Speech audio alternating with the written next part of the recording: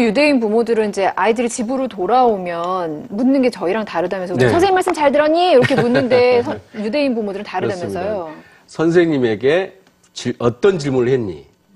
오늘 선생님에게 뭘 물었니? 이렇게 묻습니다. 그리고 일상생활에서 그 부모가 가장 많이 하는 말은 뭐냐면 네 생각은 어떠니?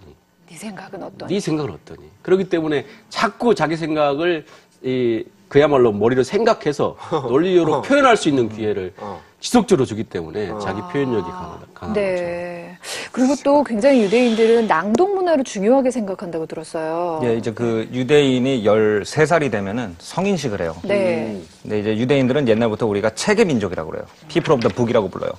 그래서 유대인이 13살에 이제 성인식을 통과를 해야 내가 유대인 내 일원으로서 인정을 받는데 이게 뭐냐? 토라를 좋은 리듬으로 좋은 목소리로 모든 사람이 모인 앞에서 제대로 의미가 전달되게 읽으면 이제 성인이 되는 거죠. 토라가 경전이죠, 네. 유대 경전이죠. 경전. 예. 외워야 됩니다. 외워야. 외워야. 근데 이게 굉장히 중요한 게 뭐냐면은 제가 그 자시와 자시 어머니 부모님이 책을 소리내서 돌아가면서 읽는 장면을 굉장히 많이 봤어요. 그러니까 학교에서 무슨 뭐 필독 도서가 있다 그러면 우리처럼 그냥 혼자 읽는 게 아니라 같이 한 구절씩 돌아가면서 읽는다든지 소설 같은 경우에는 부모님이랑 아들이 역할을 정해가지고 같이 한다든지 이런 경우가 굉장히 많아요. 근데 그 이유가 뭐냐라고 물어보니까 자시 아버지가 저한테 뭐라 그랬냐.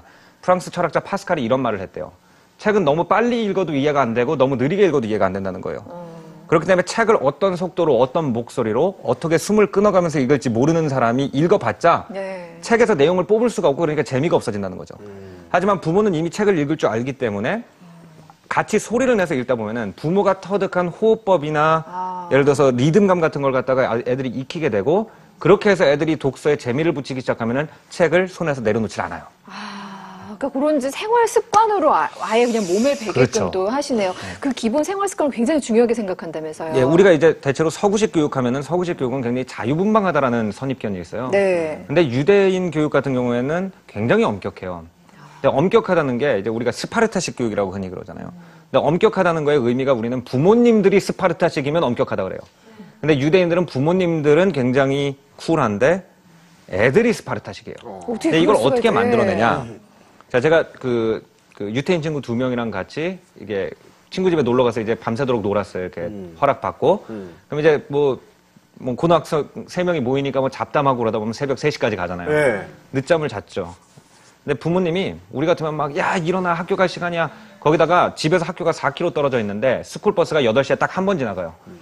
근데 이 좌씨 어머니가 문에 한 번 딱 노크를 하시고 일어나라는 말도 안 하세요. 7시 반 딱 이러고 그냥 가셨어요. 우리는 못 들었죠. 너무 늦게 잠을 잤으니까. 그래서 일어나 보니까 9시 반이에요. 부모님은 벌써 출근하고 없어요. 스쿨버스도 안 나요. 학교 그 교과서 다 지고 4km 걸어갔어요. 4km 걸어가니까 이제 선생님이 교감 선생님이 뭐라 그럴 거 아니에요. 왜 늦게 왔냐.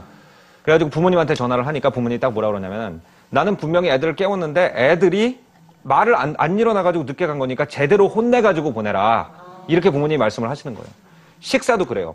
우리처럼 막 밥 먹었냐 안 먹었냐 이게 아니라 12시 반이 식사면 30분 미리 통보를 해요. 거기다가 똑똑한 다음에 12시다 30분 이따 밥 먹으러 내려와. 안 내려오잖아요. 그날 밥 없어요. 그렇죠.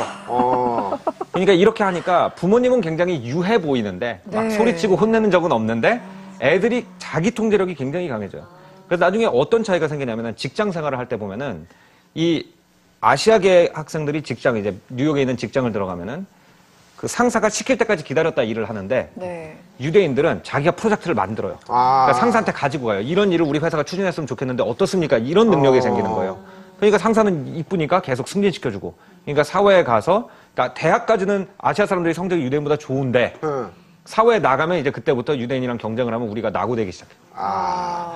쭉쭉쭉 자기가 할 일을 쭉쭉쭉 만들어낼 수 있는 사고. 근데 그게 이제 잘 됐을 때는 그렇지만 뭐 난 알렸어 뭐 안 하면 네 잘못이지 이래버리면 이렇게 애는 그냥 엇나가도 난 몰라. 한국에서는 약간 기싸움의 기간이 있어요. 그럼 애도 같이 저희 동네에서 애도 포기하는 거죠. 그럼 나도 잘래 뭐 이렇게. 근데 그게 어떻게 되냐면은 그 산을 넘어야 되는군요.